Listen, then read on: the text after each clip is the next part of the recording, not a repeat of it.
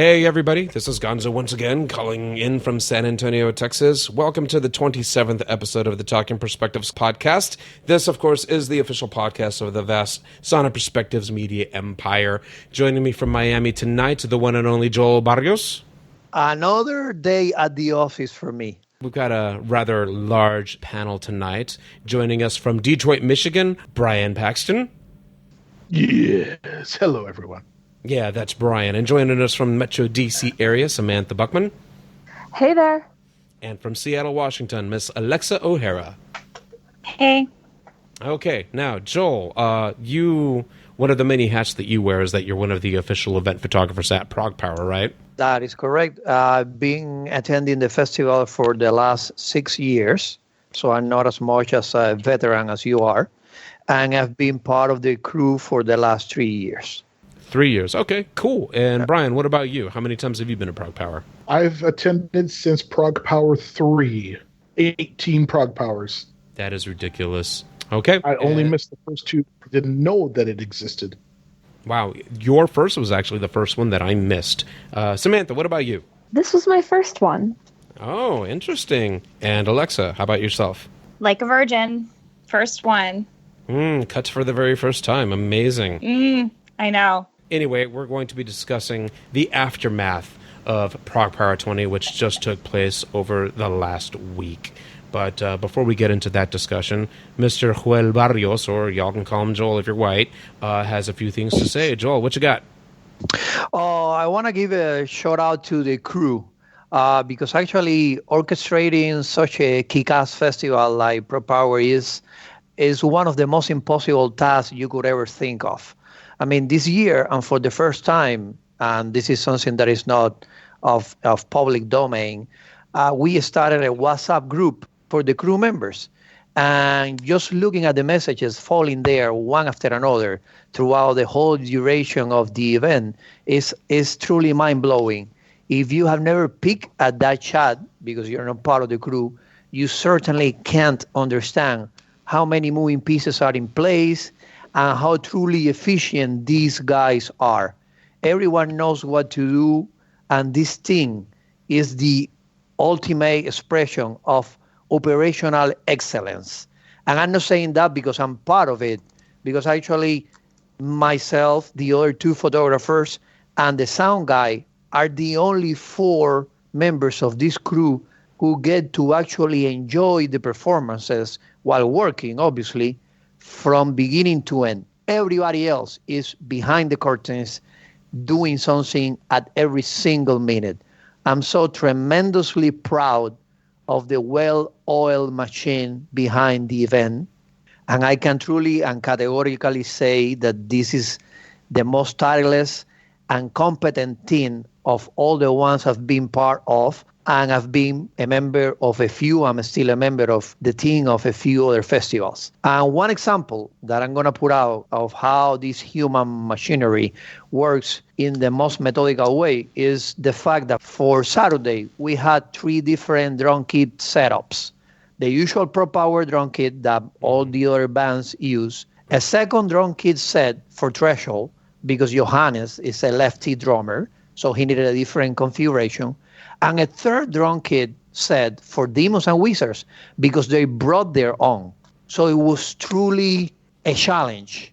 And imagine all the work behind the curtains to tweak and make all these changeovers with the precision of minutes. That's actually truly exceptional. I've seen tons of other events, and besides ProgPower, I cover probably over 100, 150 concerts every year. Nothing is ever like this, with so much punctuality, so much on time, and truly honored to have the chance to call these guys my musical family, and they all deserve a pat in the back. Now, Glenn and Jennifer Harveston, the promoter and the second in command, made a Facebook post in the unofficial ProgPower Facebook group where they individually called out each and every member of the crew. And I think there was something like 36 different names. Yes, we are 36. Yeah, and what blew my mind about that is that not almost, every single one of those people busts their nonstop for not just the 4 days of the festival, but also the setup of the festival and organizing the thing over the previous year. They bust their asses nonstop so that people like me and the other panelists can sit back and enjoy and get drunk and maybe even bitch about a few things. No, I'm telling you, Gonzo, you look at that WhatsApp chat and it's like, you look at it, and I had it like sometimes in mute because it was a little bit distracting when everything was going on. I'm running around with my cameras and I had to be focusing on whatever is happening on stage. For example, we photographers distribute what signing sessions we cover. I mean, we're three, Stephen, Jim, and myself. We distribute between each other and we create a document to say, okay, you, Stephen, are going to do the photo for the signing session for these bands. And you, Jim, are going to do this, and I'm going to do these others. And we do the same with the final shots with the audience. When you are covering the final shot, you need to know which one is the last song of the set. And if I was doing that, for example, I did it twice in a row, one for Threshold and one for Demons and Wizards, and I was unsure, I would ask in the chat, hey guys, what's going to be the last song of this set? Immediately, somebody would tell me, it's going to be this one, because I need to be prepared. I need to go around, go backstage, and be there when that moment is going to happen. And it was like with that precision. I will look at the chat now, and I will look at the chat 10 minutes later, and there have been 25 events happening at such speed that I would say, okay, I will have to read on all of this really quick to see if I need it anywhere.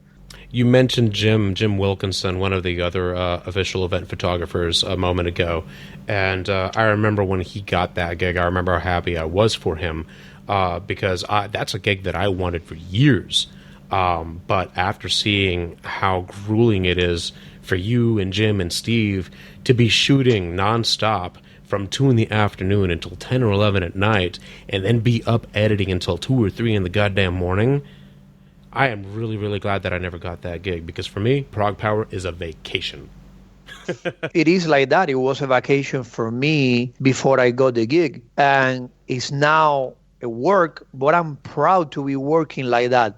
I mean, there's no other festival, and I'm pretty sure, and I'm sorry if I'm, talking too much at the beginning of the actual podcast, but I go, as I said before, to some other festivals, not only isolated concerts, but some other festivals around. In no other, I have to work that hard as I do for ProgPower.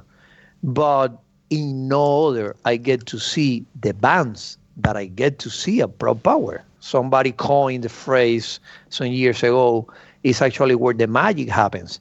And yes, it's grueling. As you said, I'm shooting the whole day, carrying my cameras around nonstop.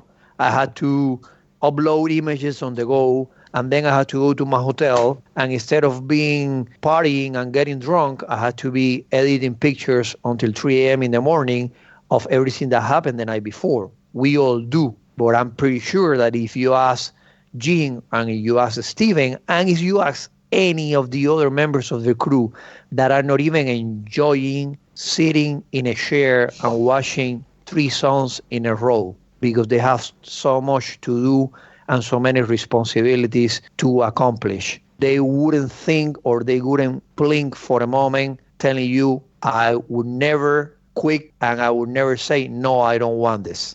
Better you guys than me. Seriously, like, I think I'm speaking on like the entire audience's behalf when I say this, but I am so grateful to you guys and for you guys, for having the energy and the desire to take what for me is 4 days of stupidity and drunkenness and just bust your tail even more than you normally do. So thank you. I'm grateful to you guys. I'm happy to be there, man. I'm happy to be there for the next 5 years. I'm happy because I was there for the last 3 and for all the others in which I wasn't part of the crew. And if there's a slightly chance in heaven that after 2024 ProgPower continues in whatever form, I'll be there. So let's get to the festival. Day one of the festival was Wednesday. What day of the week was that? Was that September 5th? It was sometime in early September. It was September 4th. Thank you. I'm dumb and I don't have a calendar in front of me. Okay, so Wednesday, September 4th, 2019 was day one of ProgPower at Center Stage in Midtown Atlanta. The first band of the day was a DC ensemble called While Heaven Wept. Bryan, I heard that it was kind of a transcendental experience for you. I knew the history of While Heaven Wept, and I knew that the band had decided to be defunct and allegedly hung up their capes. And then, lo and behold, things happened because of visa issues for the other bands coming in. And While Heaven Wept said, "Hey, guys, you want to play one more show in 2 weeks?" And everybody said yes, and everybody jumped on board immediately. It's like, I can imagine some of the bands in Detroit around here that would say, "Yeah, dude, let's do a show real quick." But for that large of an audience and that important of an audience, it's amazing that they got together, ironed out all the songs, got their stuff together, and then made it down there without any hiccups or any travel problems or anything like that, and just threw down. And you could tell they never skipped a beat. Nothing changed since the last time they played. You could tell that. I've watched musicians on stage when they're uncomfortable or they're lost during a song. That didn't look like that at all. Those guys were consummate professionals. Yeah, and I understand that since they had just flown in for this performance, they were literally, a lot of them literally just flew in, did the show, and then went back to DC. I only saw one of the other guys, the young bass player. The young guitar player. He was there for, I think, the rest of the evening and sometime in the morning, and then everybody was gone. He was the only one that stayed for any amount of time to hang out with the audience or anything. Everybody else had to get back home immediately. Yeah, I was there all 4 days and straight into Sunday evening. Now from While I Haven't Wept, I only personally know Michelle and Scott. I didn't see either of them. I missed their performance because check-in at the Artmore was at 4 o'clock. And what time did While Heaven Wept start? 4 o'clock. 4 o'clock. Joel, do you have a few thoughts on While Heaven Wept? To be honest, I believe that this happens to the vast majority of any festival attendees. There's usually a band that you're not overly familiar with. In this case, the only album of them that I have in my collection is the Empire's Forlong, which is actually a tremendously good Doom release. I haven't followed them after that. It's not that they are super active and have a vast discography, but I somehow lost track of them at some point. And as Bryan said, I also heard that they went together and regrouped just for this performance after, deciding that the band would be no more. And I would say that their style, melodic and classically influenced with elements of progressive and metal, was made of, for me, one of the most interesting initial performances of the event, because usually the first band, the first day, is not the one that gets the gig with the most attendance, with the most fun, with people cheering. However, they manage to engage the crowd, and I enjoy it. And I wish that in this case would happen what we were discussing with Glenn in our previous podcast, that the band reforms again just to play the festival and somehow realize that there's still chemistry and there's still more to say musically, and then continue later on. Now, I had first heard of While Heaven Wept when they were announced for ProgPower in 2011. And the only reason that I knew about them was because I'm a big fan of the While Heaven Wept side project Brave, for which Michelle Luce sings. And so when I got to see her on stage, I was a little weirded out because at the time, I don't know if this was the case this year because I missed it, but they were, I think, a 6-piece with 2 keyboardists on stage and playing this really, really crazy quasi-symphonic doom metal. And even though I wasn't familiar with the material, it really was entrancing. I'm telling you, it was a great, great opening set. one of the best opening sets for a Wednesday that I've seen. And again, I've been coming to the festival only for 6 years. Probably Bryan, obviously considering that he's the ultra veteran in this team tonight, knows more and can chime in more. Is a very tough spot to open a festival with only 20 bands and your band being the first one. Mm-hmm. I don't even think that you can consider the opening slot at ProgPower to be a tough gig. It's now become routine for every band to get the same set list because Glenn is picking a whole roster of headline quality bands, and they all deserve as much time as they can on stage to share what they got with the audience. And every year the audience wants to see all of these bands play their whole gig. So I no longer consider the first band of the festival to be the rookie slot. You know, it's now, it really is now a showcase of so many bands that all deserve a highlight. Yeah, that's right. I don't think that in the entire history of the festival there's ever been a single 20 or 30 minute set. They've always been at least the full 50 minutes. I think the shortest set list they ever gave anybody was 45 minutes. Mm-hmm. And I know over the years, because time constraints or because scheduling problems or technical glitches, some bands have had their set list cut short simply because, hey, man, stuff happens. Yep, that happened during Oceans of Slumber last year, and I was really upset. But you think about so many of these bands that in each day's first band, you know, still comes out there with rip-roaring energy, and the audience is ready. They're not sitting there like, okay, I can't wait till the headline band. The beginning of the day, the bands have the audiences ready to see a performance. I remember when Unleash the Archers accidentally got the gig because they were on tour with some other band that was supposed to play the festival. They bottomed out because of, I think, visa issues. Go figure. And Unleash the Archers was in town, so they said, okay, fine, we'll play it. And the audience had no idea because it was such short notice. I think it was only 3 days that they announced it. Wow. And people were like, who the hell is this? Didn't matter. They started blasting away at the audience, and that is the single most impressive opening band impression that I've ever seen on an audience. That band had the audience in the palm of their hands. They could do no wrong. It was perfect.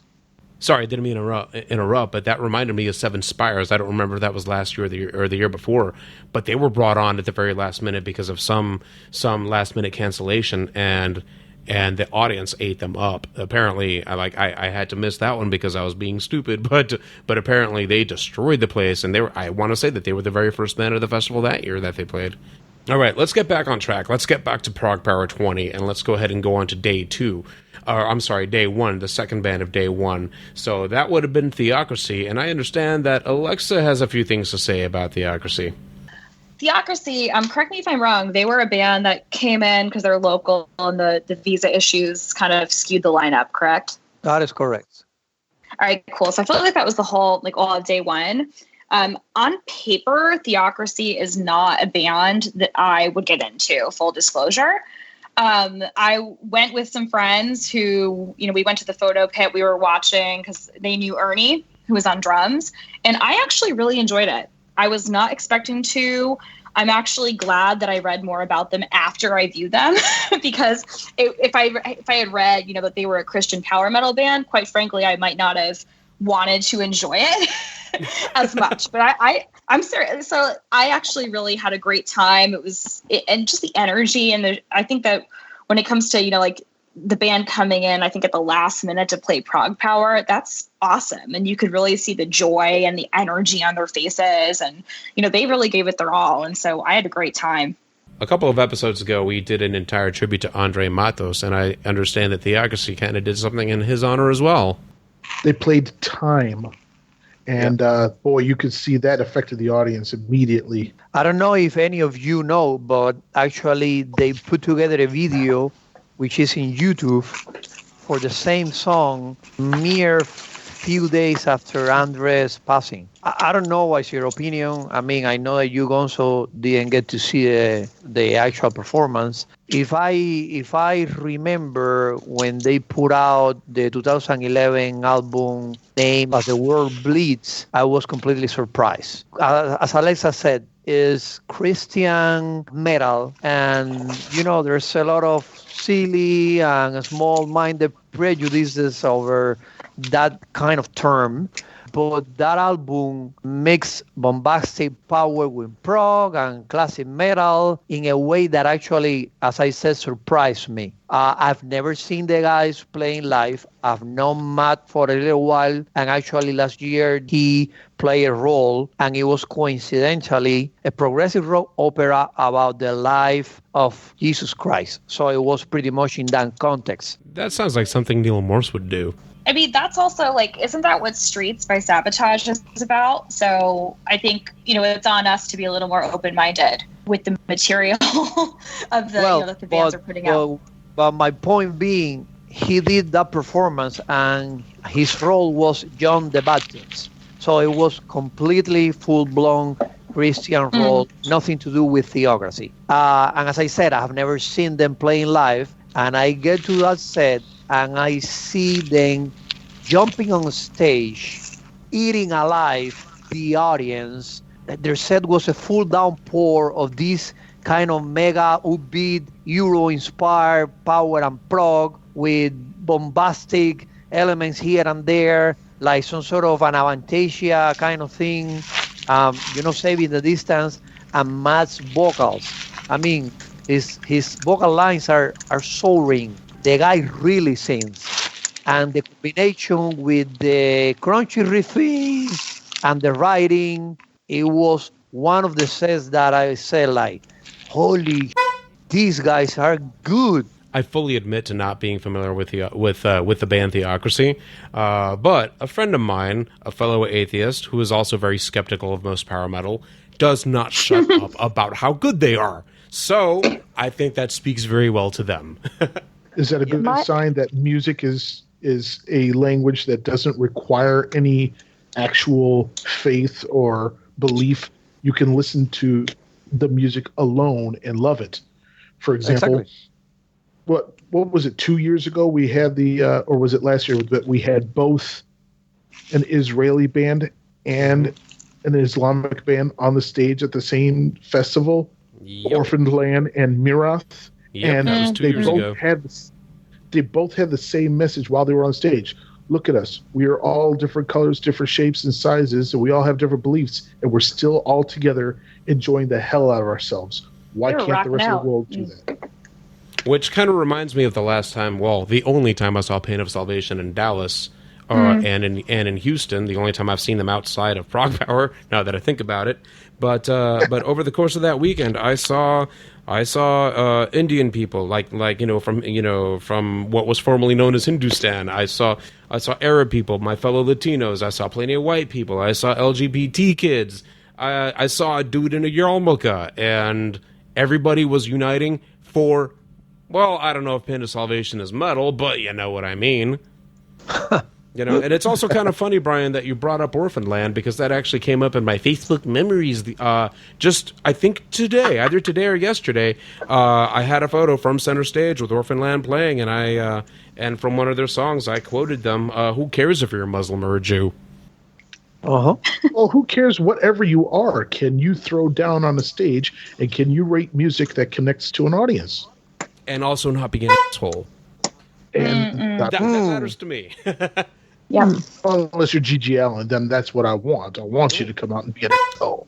Well, sometimes if you're an asshole, you actually cancel your headlining ProgPower performance, and you said that you're too busy because you actually are recording a new album with your band and Also leave everybody wanting. Also a valid point that I didn't want to bring up, but yeah, you already did. Yeah. Have you guys ever seen John Oliva on that stage and listened to his banter behind the curtain when they're doing the setup and they're doing their sound check? He's a complete jerk on the microphone, and it's hilarious. But he's funny. So I had my tongue up this chick's ass one night. Yeah, I remember ProgPower 2004. professional assholism is a fine skill that's lost on most people these days. All right, let's go ahead and move on to the third band of the week. That would be Sanctuary. Now, Alexa, I guess do you want to go ahead and fill in on like what's been happening in the Sanctuary camp over the past couple years? Sure. Well, Joseph Michael is now the vocalist. So after the passing of Warl Dane, and I had wanted to see them for a while, and they're actually, they're a lot more active, and they're basically on tour, which is how they ended up subbing in ProgPower. And so I actually caught them in Seattle about, I want to say like 2.5 weeks before ProgPower to kind of see what was going on, because I really wanted to attend. Crowd, awesome. The hometown crowd, yeah. Well, I'm a fake Seattle person showing up. It was not raining that day, but it should have, because it would have made it way cooler in the venue. So I'm actually really glad they played ProgPower, because it was literally hotter than Vietnam in that venue. And Joseph Michael was wearing like full leather. I felt so bad for him. I left about halfway through Refuge Denied, but then the energy was so much different in Seattle as well, so I didn't really feel compelled to stay. At ProgPower, it was entirely different. So I was sitting through that set. It was fantastic. Like, it was absolutely fantastic. His voice is beautiful. Like, yes. He was hitting everything. They've gotten a lot of, crap for being a Sanctuary cover band. I don't think that's valid. You can fight me on that, but I don't know that that's valid after the performance that we saw. No, I agree with you. That guy is a natural and an absolute fit with Sanctuary. Mm-hmm. I'd even say, damn it, if he doesn't try to put together a King Diamond tribute band of some sort, because that guy has all the range you could ask for. Just in time for autumn as well. Like, I would love that. But it was fantastic. So I'm really glad that, I got to see them. And the crowd is different at ProgPower, though. A lot of these bands are on tour right now. A lot of the bands that subbed in. And so, you get the chance to see them in another city, then they're on ProgPower on stage, and the crowd is completely different. And the energy is completely different. So it was awesome. I'm very glad that I saw that. Okay, so you saw Sanctuary in their hometown. And you said that the energy there was very different. Does that have to do with the fact that there's no Whirl and no Jim there anymore? I think that's part of it. I also think that, I'm not from here. I don't want to get any Seattle haters, so I shouldn't go down that rabbit hole. Hey, I love Seattle. I love that town.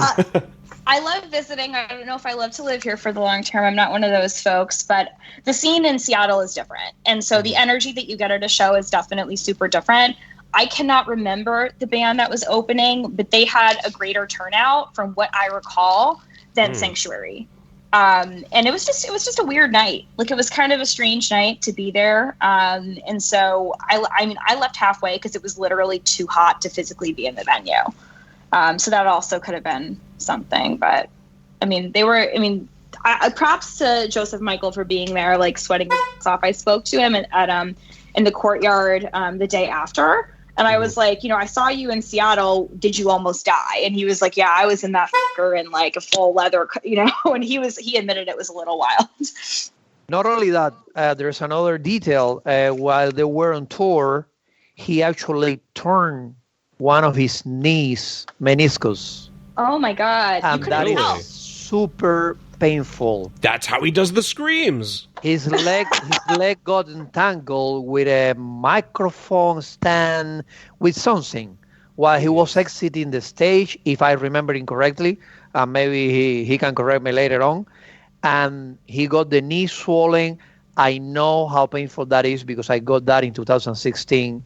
And you get to the point you cannot even walk without like grinding your teeth. And it was in the middle of the tour. And they needed to go. They were going to Europe. So the first thing that I did when I saw him was like, how's your knee? He went like, no, it's better. It's better. I said, well, it's better be better because, everybody's like hoping and waiting for you to perform and see if you can do justice to the Sanctuary material. And he truly nailed it.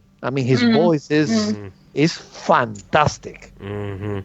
I do want to piggyback on what Bryan and Alexa were saying about about it being a Sanctuary cover band. Yeah. I admit that that's up for debate. My own personal take on it is because Joseph Michaels stepped in to fill in for Worrell's absence after the Sanctuary Iced Earth tour had already been booked for last year.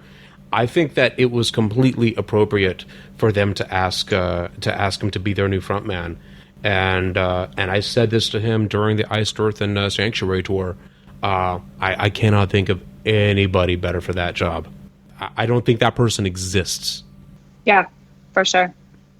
For sure. Oh, and also hearing no more anger. I've had my revenge. Always brings a smile to my face. It was awesome. All right, let's go ahead and move on to the fourth band, and that would be Insomnium. Now, let's go ahead and bring Samantha into the discussion because she hasn't said a whole lot.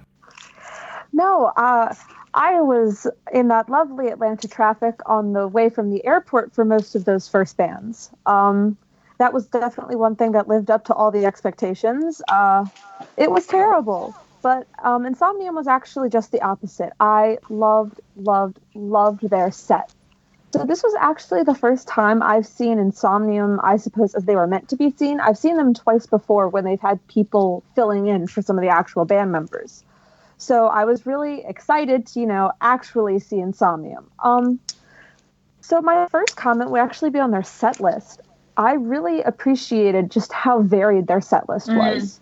They reached back to a lot of their older material, which I happen to love, and weren't afraid to play some of their more melodic proggy songs, which, as a band that definitely seems to be known more for their depth than for their, I guess, technical side, that was really nice to see that they were definitely read their audience coming into this festival.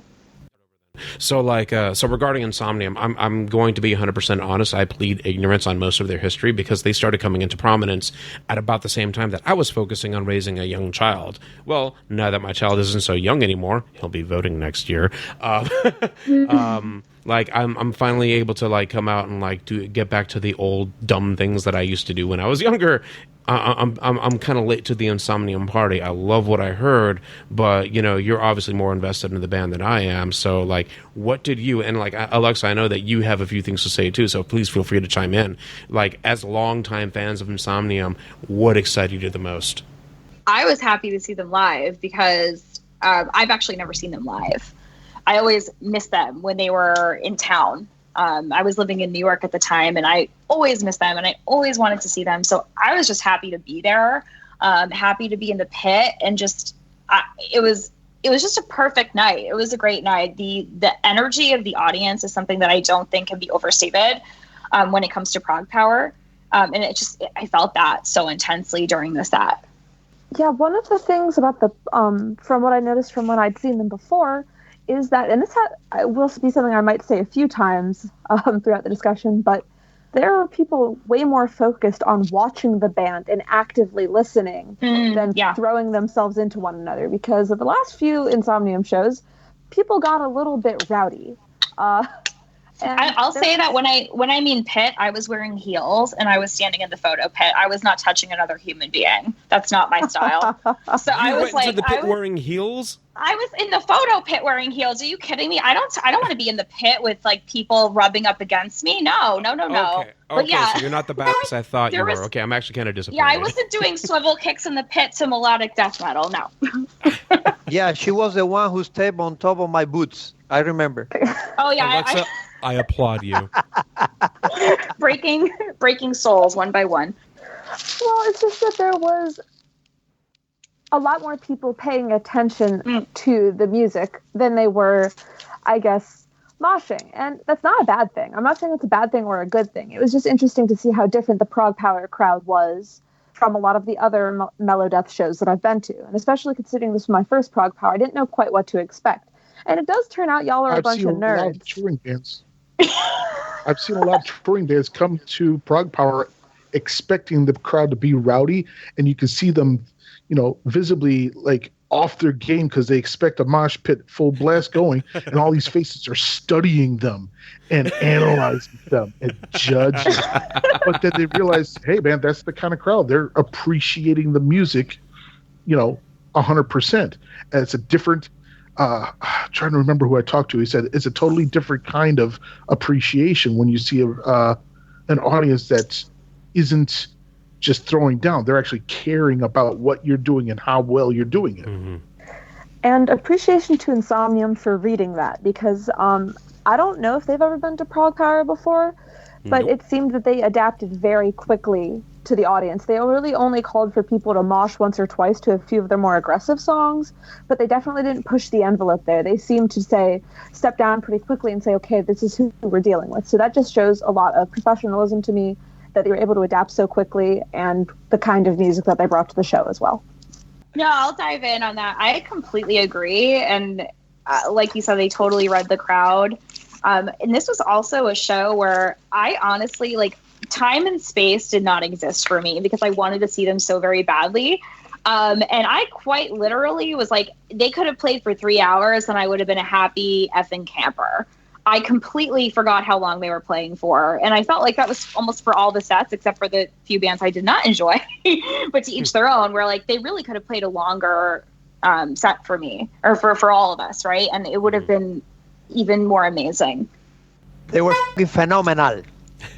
Now we need Onyu Gatorung and Wolf Heart. And Swallow the Sun. Yeah, and yes.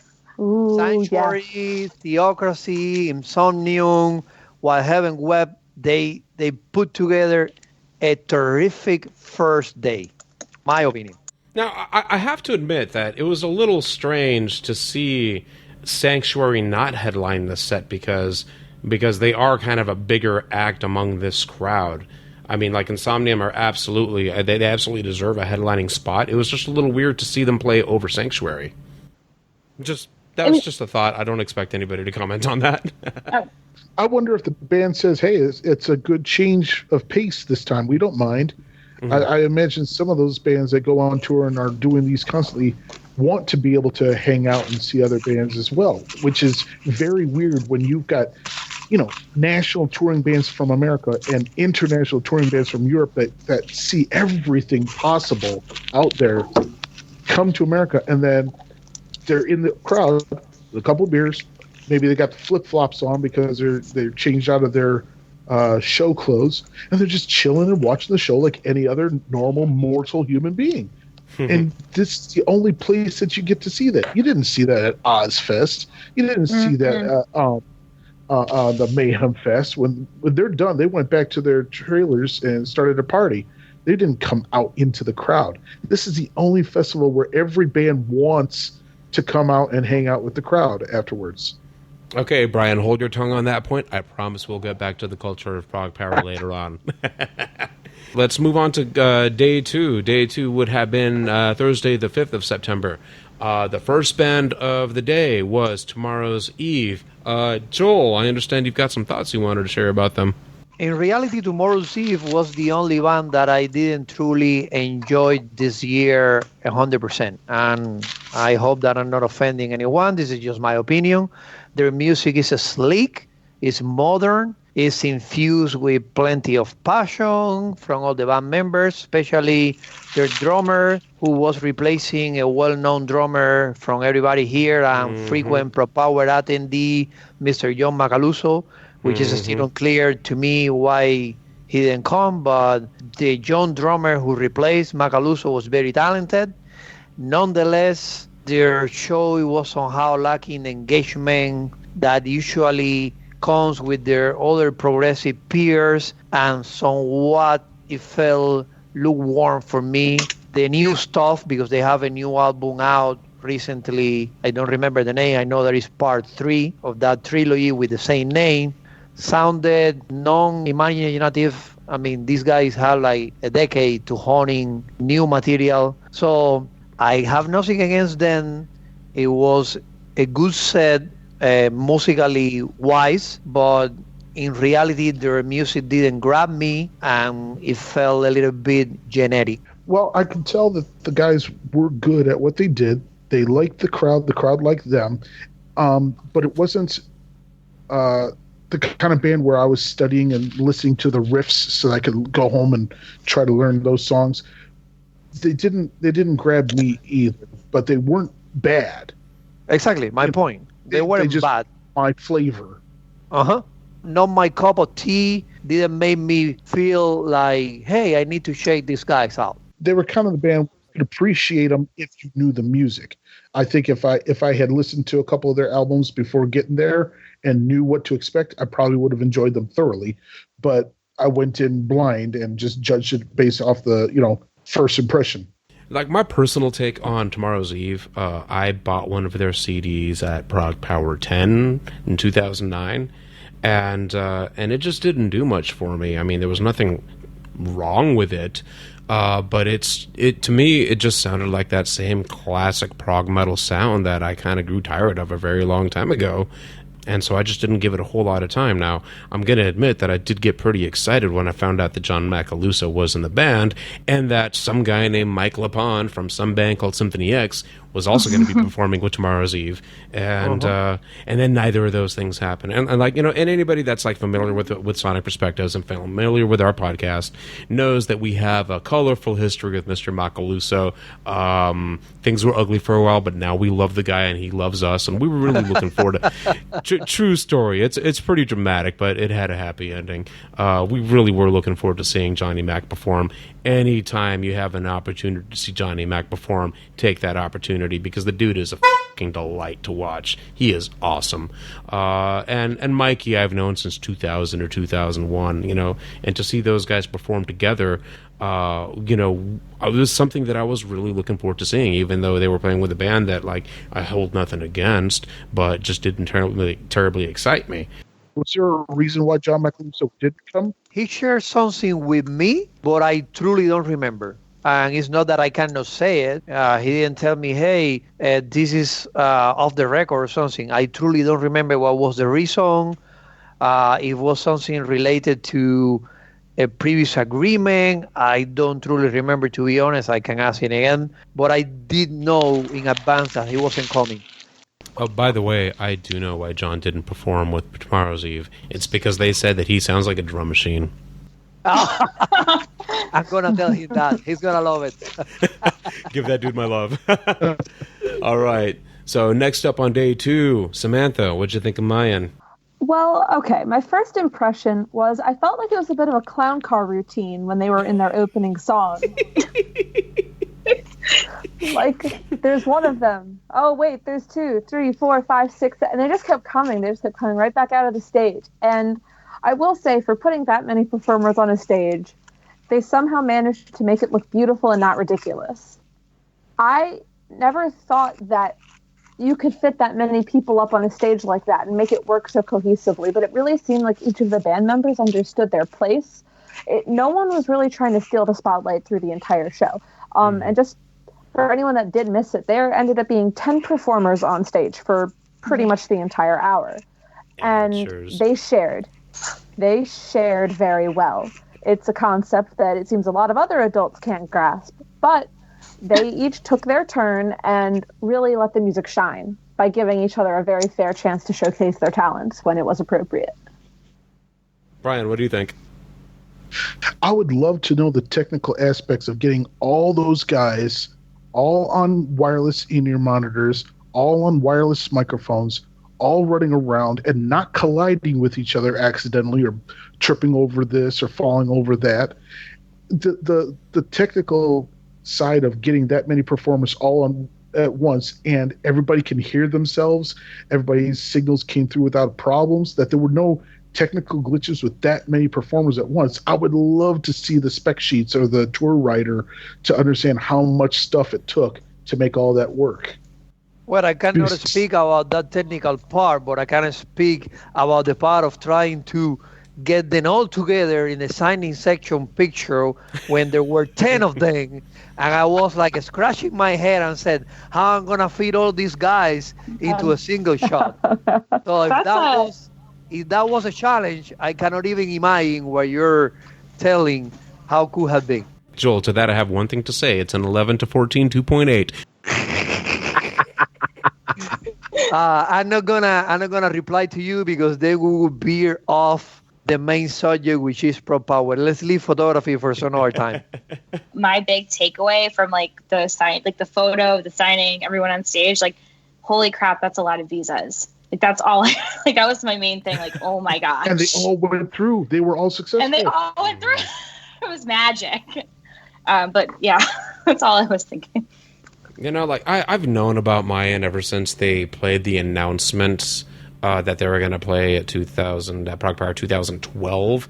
I was not able to make it that year, but like I'm kind of mad at myself because I've never given those guys a chance. I don't know why. I mean, like Arion and Avantasia, they've got their place. They've set a high bar. Cool. Oh my God, MaYaN takes it to a ridiculously heavy level, and that for me is something.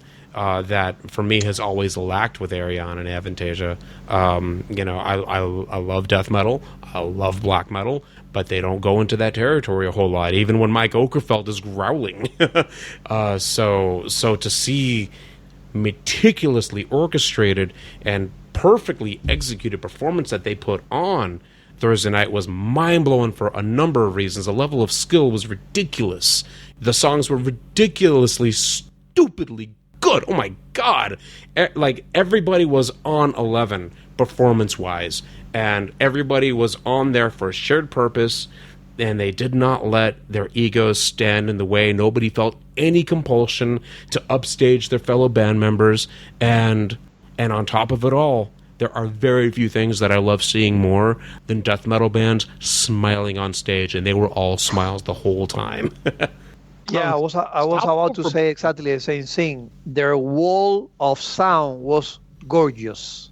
I remember that I was in the pit and Stephen, one of the photographers, was coming through, and he looked at me and said, "There are so many. I don't know whom to photograph right now."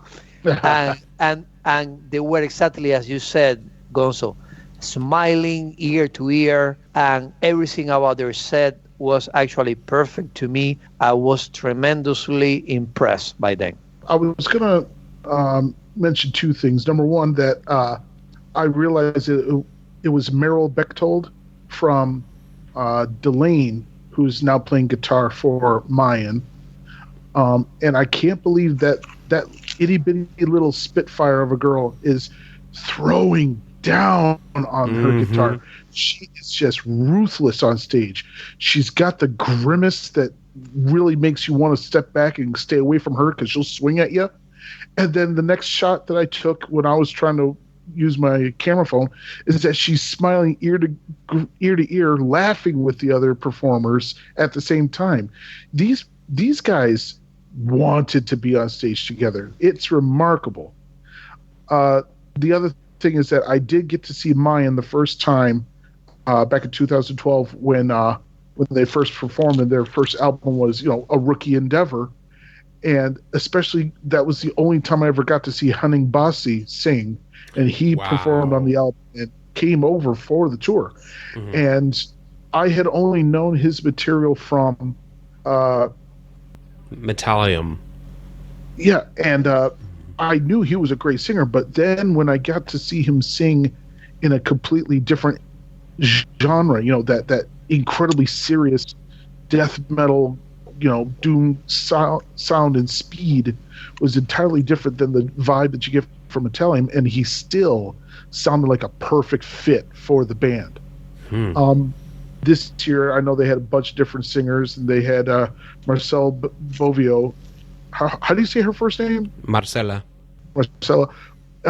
She had that stage presence that even Amanda Somerville or Simone Simons would have. She just knew what the hell she was doing on that stage.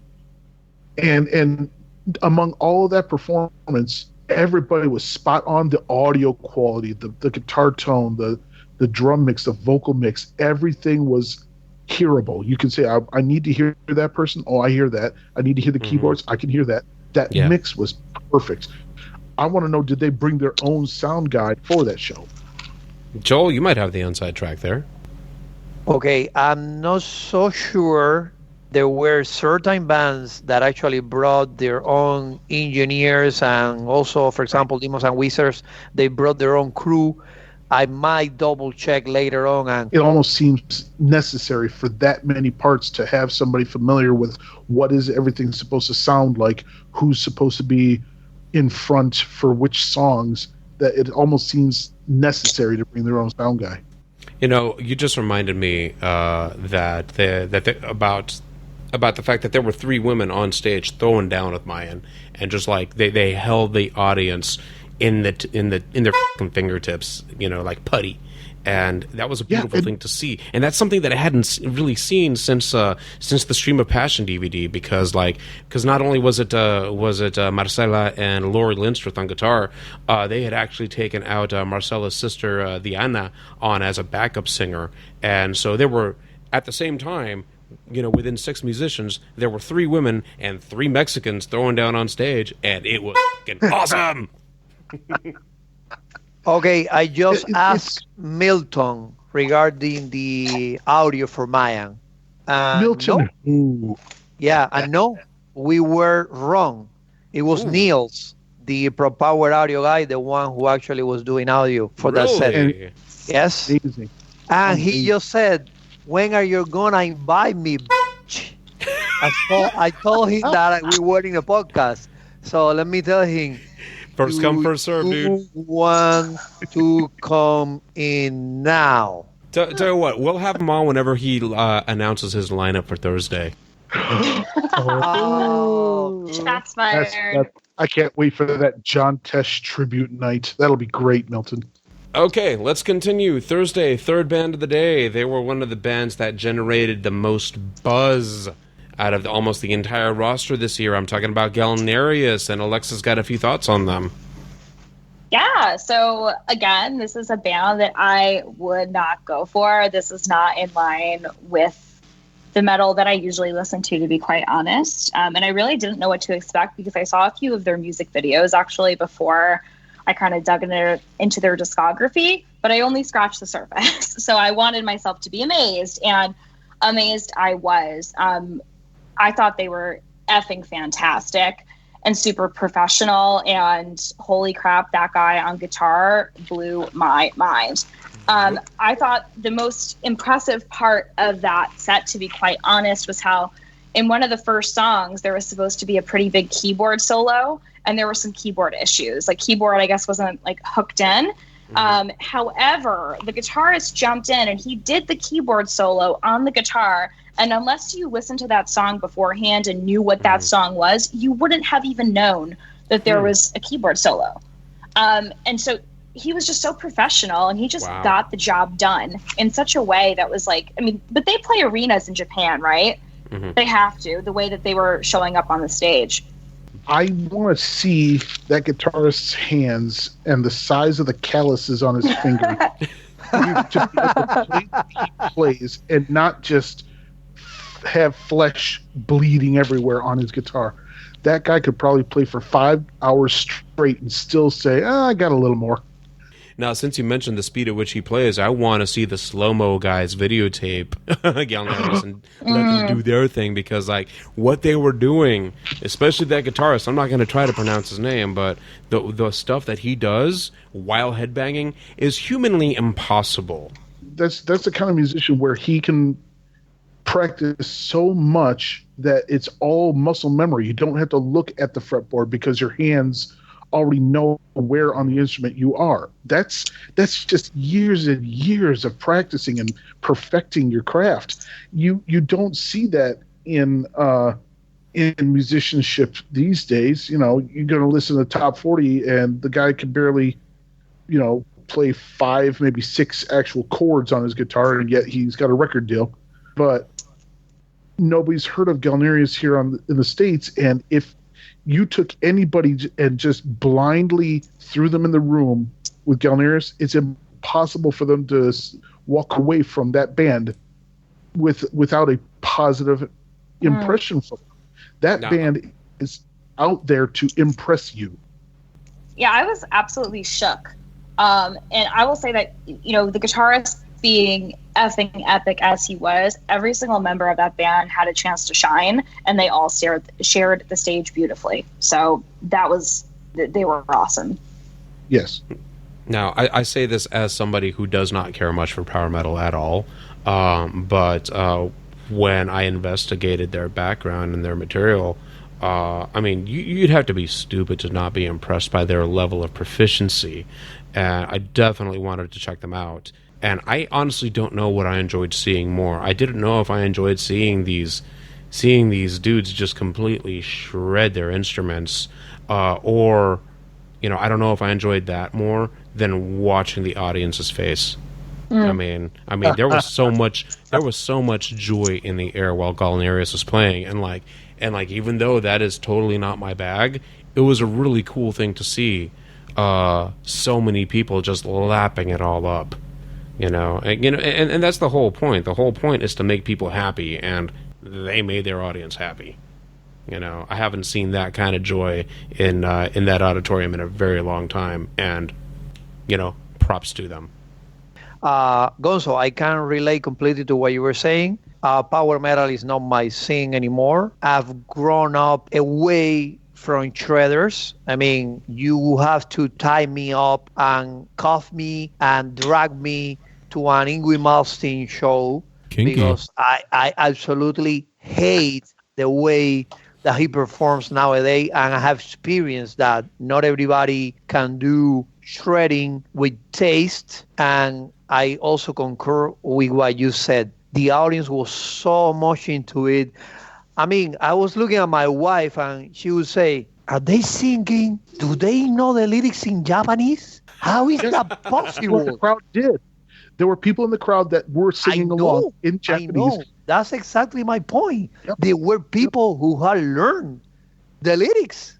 Wow. There was one song that they did that was from a Japanese anime, and one of my friends said, yeah, my friend sitting there, he looked at me and goes, "I can't believe they're playing this. I can't believe they know this." And the song finished up. He looked at me and goes, I had no idea. He was in shock. He was that impressed. He just looked at me and said, "I have no idea." Okay, now he had no idea that it was them that had done that song in that anime. Was he a fan of that anime but didn't know about the band? Yeah, and he had no idea that anybody would ever play that song at ProgPower, let alone play it that perfectly. He was thoroughly impressed. Okay, let's ask the ultimate mastermind behind Galneryus. Let's bring Milton into the conversation. Gonzo. I guess I'm here. Oh my. Okay, we were saying how fucked up the first 2 days were. It was terrible, wasn't it? For the record, well, we were just talking about Galneryus. So, is that right? So obviously you were the mastermind behind bringing that band into the States for the very first time. Why did you decide of them? So Galneryus had been on my radar for a couple of years, but there was always that, I don't know, I guess second guessing myself in the sense of, they don't sing in English for the most part, and they're not exactly a band that's established here in the Western world. So it was kind of like, I liken it to instrumental bands at ProgPower. We haven't had one yet, and we hadn't had a band that sung primarily in a different language. So that always concerned me a little bit. But at the same time, I was always thinking, this would truly be a really special set if we can make that happen. So at some point last year, when I was looking into bands for days 1 and 2, the idea popped up in my head again. It's no secret that it's becoming harder and harder to book exclusive bands and book bands that are playing at the festival for the first time. So I looked at several different options, and Galneryus' name just kept coming back to me, and I said, you know what, I think it's time to roll the dice. And I think it was worth it. I still remember the announcement video last year when their name came up. People screamed like the types of screams that you would hear at old Beatles concerts. I heard that. Seriously, I heard those sorts of sounds coming out of center stage. How much did that surprise you? It didn't, to be honest, and I'll tell you why. Us in the between Glenn and myself and Jen, we are always watching the unofficial group on Facebook, our official page, and we know what people want to see and we know what people are asking for. We literally take a chance on every single suggestion people make. If we don't know the band, we'll at least look into it, we'll listen to it. But we're incredibly connected to that. So out of all of the 8 bands that we announced at the time, we had a feeling that would be the big pop. That would be the big surprise. And what's funny is that a couple of weeks before the festival last year, I made the mistake of clicking like and follow on the Galneryus Facebook page. Uh-oh. And within 3 minutes, I had 3 or 4 people message me, "Oh my God, I think I see a hint. Oh my God." And I'm like, oh shit. Because, I remember when I used to come to the festival as a fan because I became part of the crew or became one of the promoters. I remember that whole speculation process, which was honestly one of the most fun aspects of it. Me and my friends, we used to talk about the bands that, had a chance in being booked, for more than half the year ahead of the announcement. It was like, oh shoot, people really are watching. So let me delete that status and let me unlock the page for a few days. Big ProgPower brother is watching you. You're absolutely right. You're absolutely right. So, Milton, after going through all the trouble of bringing them over and, taking that chance, what'd you think of them? And what did you think of the reception they got? I think they got a really good reception. I think it was one of the strong ones of the whole weekend. They were super nice guys, super easy to work with, and I think, I have to credit the whole Japanese culture to that in a way, because they are so polite, so nice to just deal with, to just talk to, and I think it's both a personal and a cultural thing. Very easy to work with. They brought a guy who lives in California. He's from Japan originally. He works with the band, sort of like a U.S. coordinator or kind of like a manager. Okay. So he was helping out with the translation because the guys didn't have the strongest English between the band and their crew. It was kind of funny during the changeover, our crew communicating to one guy, communicating to 5 guys in their crew. And all of those guys are trying to communicate to our crew. So our crew is calling on Kenji, on the interpreter, and he's running back and forth on stage. And, and that was in part of why they were the only band out of the first 2 days that had a little bit of a delay. Mm-hmm. Mainly because of that communication aspect, and thank God that he came along, because I don't know what would have happened otherwise. But I thought the set was fantastic. I thought the response was fantastic. I know the band was very happy with it after the fact. They sent me a message yesterday saying they arrived back in Tokyo and everybody was so pleased with it, and surprised at the same time, because they never really followed their following outside of Asia. Mm-hmm. So I hope we will see them back in the States, whether it's a ProgPower or in another show. But yeah, I was very, very happy. And I have to say, I almost gave up on them about, I don't know, maybe 3-4 weeks ago when all of the visa crap came up. stuff that we posted on the page. Yeah. I was that close to saying, you know what, guys, we might not be able to make this happen, so let's postpone it or something. And in retrospect, I think I made the right decision in saying, you know what, let's do it. And if it fails, at least we tried. Okay, now, is that the reason that they didn't bring hardly any merch? No. To be honest with you, I've been discussing the merch part of it for months with them. And it just seemed like they didn't think it was that important, if that makes any sense. They weren't seeing it as a priority. And then the shirts that they had, they were actually produced in the States. I finally convinced them to do it through the guys at Merch Booth. I said to them, guys, you're missing on an opportunity to make some extra money here. I should almost say that I made the call for them. I said, let's just do this. You guys are going to make money with it. And sure enough, their merch was gone within, a couple hours. Yeah. Yeah. So. Yeah, and if they'd brought more, that would have sold out too. I don't think I saw a single Galneryus CD for sale the whole weekend. I don't think they brought it. Yeah. Yeah, and it's kind of disappointing because I wanted to buy some stuff too. What was cool to see was when they had their meeting with their sponsors after their set, some of those guys brought like 30-something CD booklets and all of their DVDs, and it's like, it was crazy. Those are like $50 a pop. Right, and that's what I was thinking. I'm like, I never want to spend that much money on Amazon, getting one of those imports, and there's these people bringing like everything to get signed.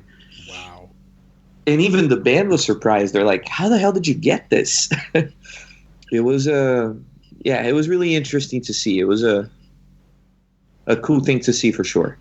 Wow. Hey, Milton, can I ask, what were the logistics behind getting their gear over to America, like their instruments and stuff? How much gear did they have to bring versus the backline that you provided? They hardly brought in any gear. They brought in, their guitars and the guitar, bass. Most of their gear was provided by us. So I think all they had were pedal boards, guitar, bass, and that's pretty much it, I think. I assume the keyboardist just had his patches on a floppy disk or a thumb drive and just plugged it into the keyboard and he was ready to go. Yeah. They gave us the list of keyboards that they like to use, and obviously we went ahead and provided those.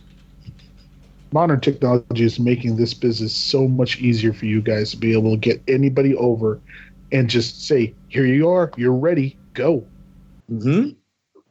Milton's going to make me miss Cataclysm. It's all my fault, guys. I'm sorry. Yeah, you need to bring more Japanese bands for everybody to be happy, man. Come on. Yeah. What can I say? My favorite thing is the fact that I've been in this conversation 10 minutes and I'm already being blamed for it. No. Wait. Let's set the record straight. You were being blamed before you even were in the conversation. Okay? I can confirm this. That sounds like a typical day in the life of a concert promoter. What can I say? Oh, yes. Hey, you're used to that shit, man. Come on. All right, cool. All right, well, now that Mr. Milton, we didn't actually introduce you, did you? This is Milton. How do you say your last name? Mendonça? Mendonça. It's a soft C. Okay. Milton Mondongo. Okay. It's the way that you should call him. Uncle Milty's on the phone, Mandingo. okay? Hi, everybody. What can I say? All right, let's wrap this up. Last band of Thursday, Evergrey. Samantha and Alexa have a few thoughts on that, and then I want to hear from Milton. All right, so I figure I should start off because Evergrey is been my favorite band pretty much of all time for as long as I've been listening to metal. This would have been my 5th show I've seen of them, so I've seen them in with a lot of different albums that they focused on, a lot of different time periods. And I have enough merchandise of theirs to fill an entire dresser.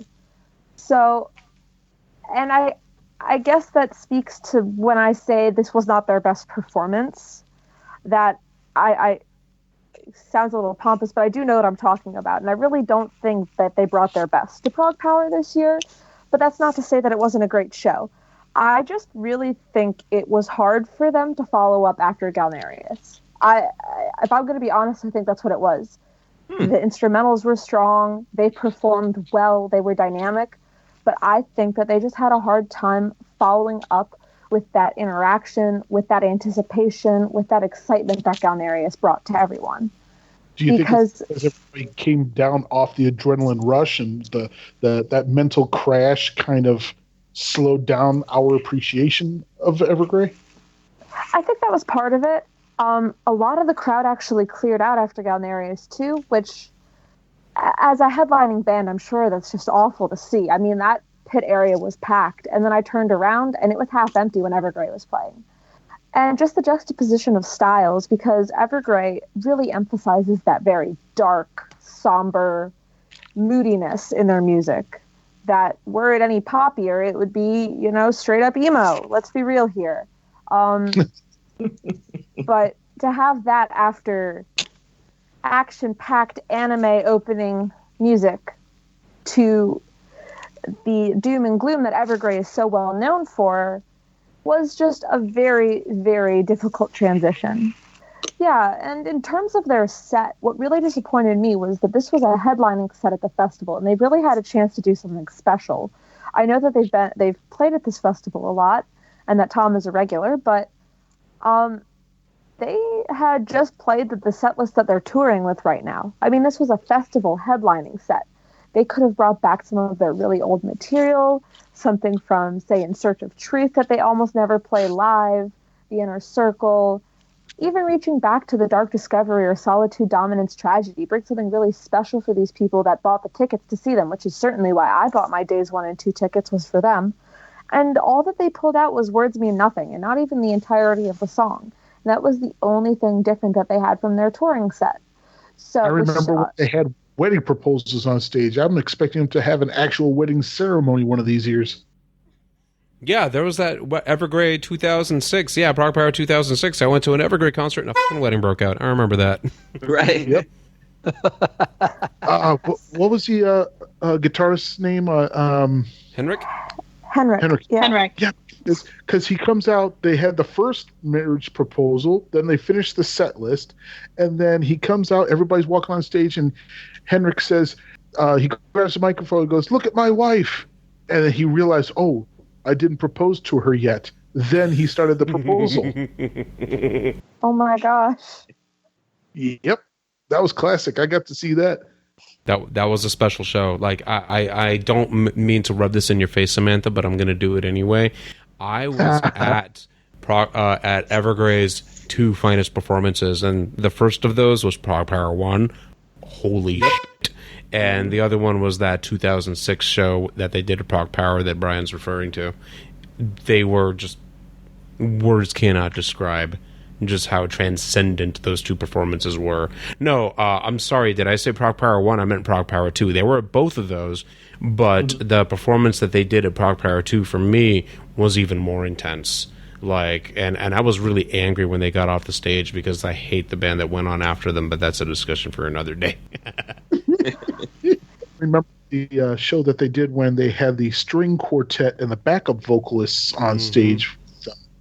Was that 2009? That was 06. No, that was also 06. That was 06. I don't think a lot of people realize that one of their backup singers that night was Anders from Sorcerer.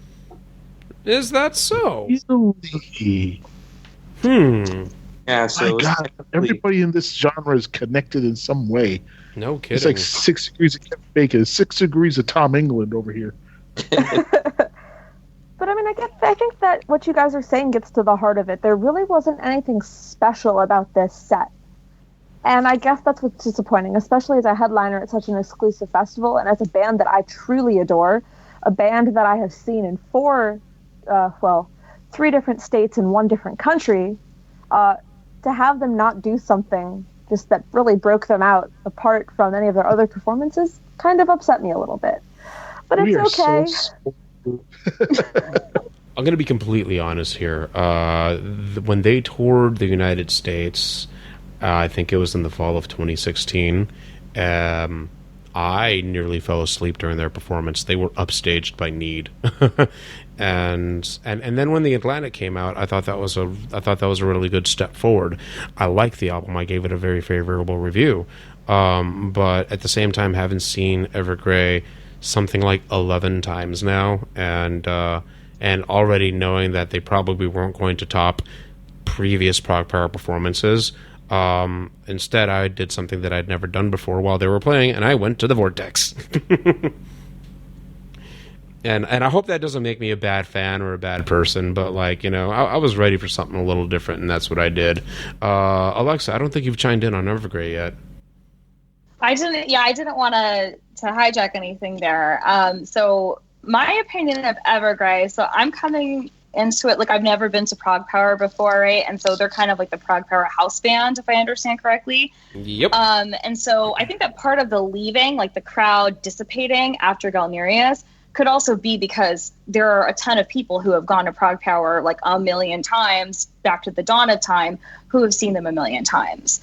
And you're not going to get like a wedding and a funeral every single show.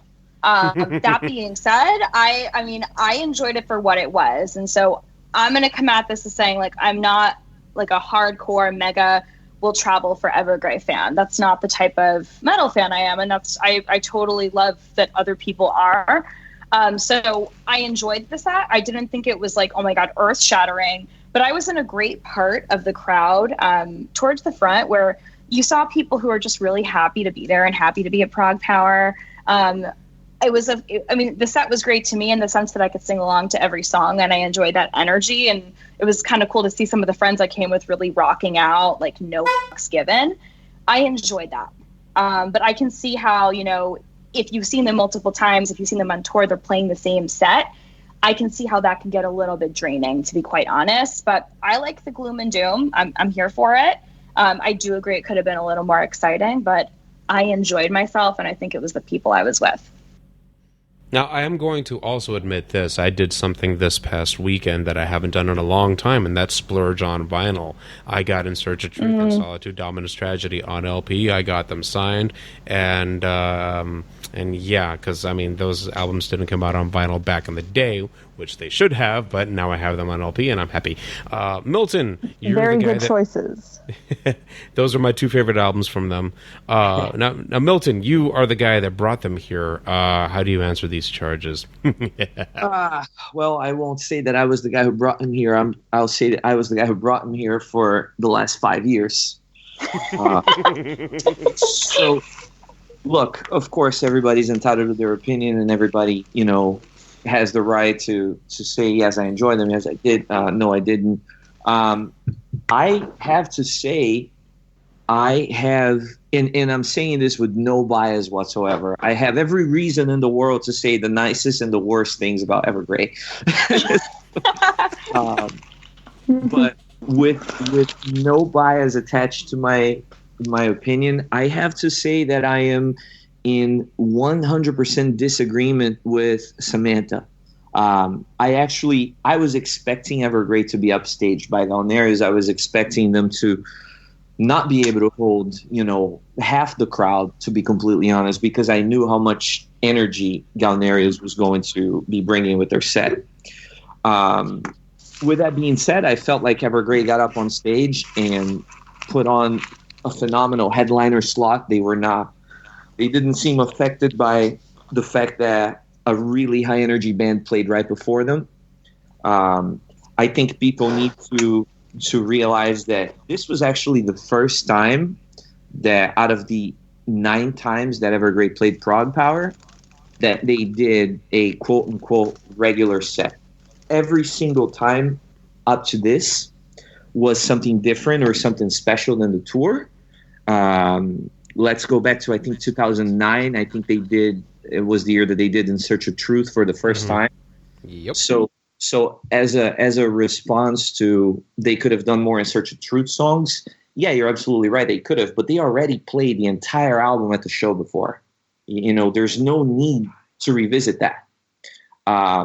And let's remember another thing. It's really hard for a band to have 2 entire set lists rehearsed for a tour. Mm-hmm. So I can't fault them for saying, you know, let's just play our tour set list, because it's a lot of songs to have ready to go. So I definitely agree with that. I do want to emphasize that I did love it. I did love their set. Yeah, I think they. I don't think it was a letdown by any means. In fact, I will go ahead and say that out of the last few times I saw them, that was one of my favorites. Speaking as somebody who actually, you know, watched their whole set, I thought they did a hell of a performance, and I had a few people bring up to me, you know, including somebody who I know was never an Evergrey fan, and he sends me a message throughout the set, and he's like, I really hate Evergrey for being so good right now. Converts to the Evergrey fan club, exactly what we need. Yeah, so yeah. I don't know. They may not have made a perfect set list, but they definitely played everything they played as perfectly as they could have. Right. That's my opinion. I think it's a statement to their ability as a headlining band. And I think the power of their set and how well they played it and how much emotion is in their music speaks volumes to people saying, oh, I don't think Evergrey was your right headliner because they've been here before so many times. Yes, correct. They have been here before so many times. And that's exactly why they're going to keep on coming back. It's because their sets keep on getting better and better and better. They're a much better live band than they were last year or the year before, so on and so forth. So people there did love it. I am extremely happy with their performance. And yeah, I mean, this is coming from somebody who has seen Evergrey 9 times. No, dude. 900 times. More than that. You got to remember, I did 2 full tours for them. I don't know. And yeah, and I'm actually going to catch them another 6 or 7 before the end of the year. So good God, dude. I'm seeing them again on Thursday. Mm-hmm. I will say it was phenomenal. I was up front, up at the barricade, crying for at least a few songs. So I was just, that is my barest opinion. And I still agree with everything that you said. It was a very strong set. I was just, I guess, hoping for a little something more. Well, there could always be like a divorce, because then we can get another wedding. No, so she wanted to sing her happy birthday. Came out of a divorce. Tom England did divorce Karina. That's what the Atlantic's about. Oh, is him, and that's why this is the first album that she hasn't done backing vocals on ever.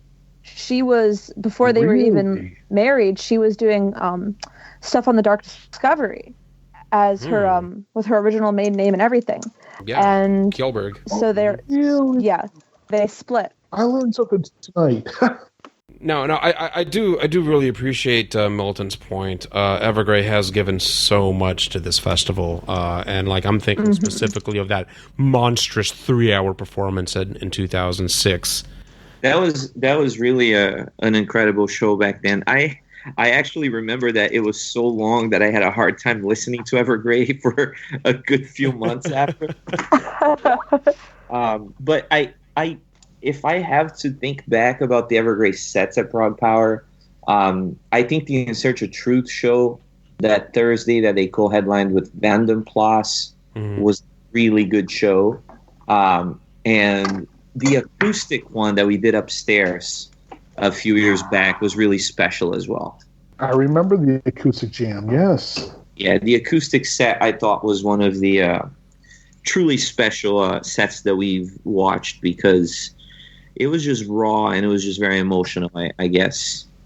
You know, and Tom's voice in that setting is just so perfect. And you're talking to a bunch of people that obviously weren't there. Yeah.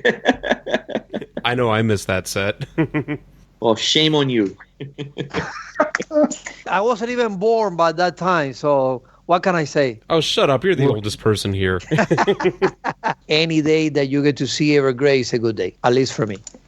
Cheers to that. Amen. And on that note, I think we're going to wrap it up because we've been on the phone for almost 2 hours and we're all tired and want to go to bed and go see Cataclysm. So, Yeah. Alexa O'Hara out in Seattle, thank you so much for joining us. Thank you for having me. Brian, thanks so much for adding your insight to this discussion.